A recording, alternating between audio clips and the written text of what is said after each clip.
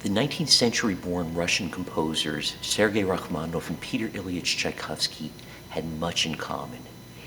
Each of them wrote music of supercharged emotionalism, music that was designed to bypass the intellect and aim straight for the heart. The difference was that Tchaikovsky was writing music that ranged from desolation and despair to exuberance and ecstasy, whereas Rachmaninoff was composing music that ranged from desolation and despair to doom and devastation.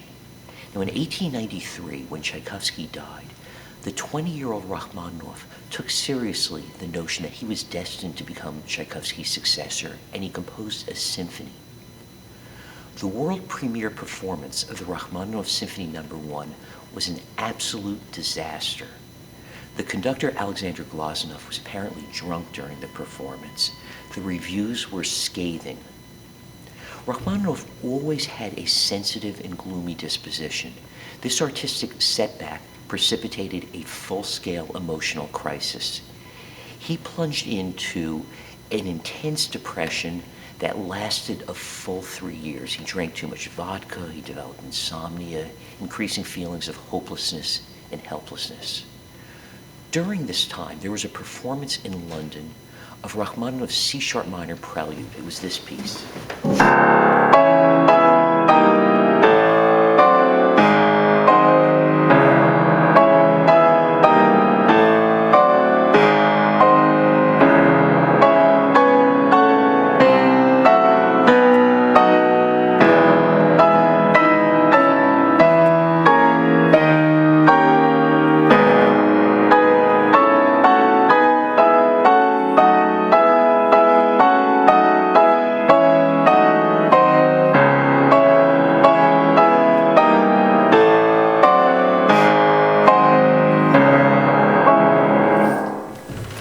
This piece caused a sensation in London, and the London Philharmonic Society commissioned Rachmaninoff to compose a new concerto. The problem was that during his depression, he developed complete writer's block. He was utterly unable to compose. He consulted Moscow physician Dr. Nikolai Dahl, who had a practice that was devoted exclusively to the use of hypnosis in the treatment of psychiatric patients. Now, Dr. Dahl, in addition to his medical practice, was a serious amateur violist. He founded his own string quartet. Violists and string quartets are required to be good listeners. They have to be attuned to the violin voices above, the cello line below, and good listening skills are important attributes, needless to say, for good therapists. Now, Dr. Dahl established with Rachmaninoff that the goal of treatment, in addition to attempting to improve his mood, was to reawaken in him the desire to compose, specifically to fulfill the commission to write the concerto for the orchestra in London. The sessions consisted of 2 parts. Initially, the first part of the sessions, and the 2 of them met daily. The first part of the session consisted of cultured conversation. There'd be an exploration of Rachmaninoff's associations, aspirations, conflicts, challenges, memories, etc. Then Dr. Dahl would place Rachmaninoff in a trance, and after he did that, he would offer a series of post-hypnotic suggestions. Day after day, session after session, after Rachmaninoff was placed in a trance, Dr. Dahl would repeat the same phrases over and over. He would say, "You will begin to write your concerto. You will write with great facility. Your concerto will be of excellent quality." And he'd repeat it. "You will begin to write your concerto. You will write with great facility. Your concerto will be of excellent quality."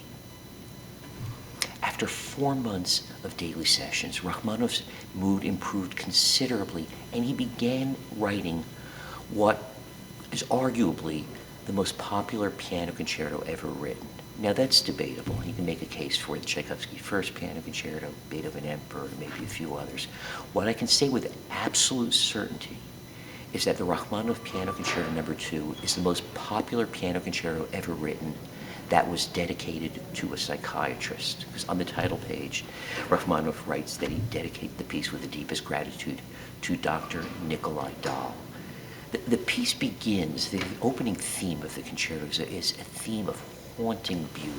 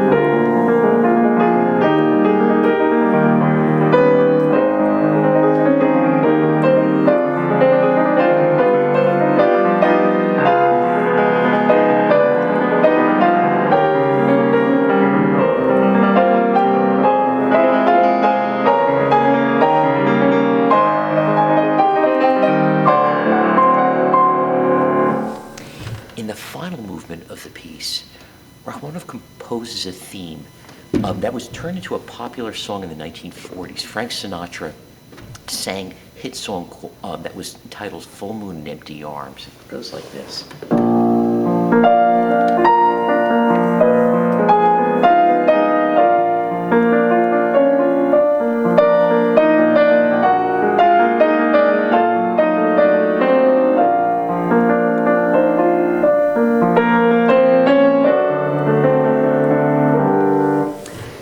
When Rachmaninoff introduces this theme, the string section that introduces it is the viola section. I don't think it's a coincidence that the viola was Dr. Dahl's instrument.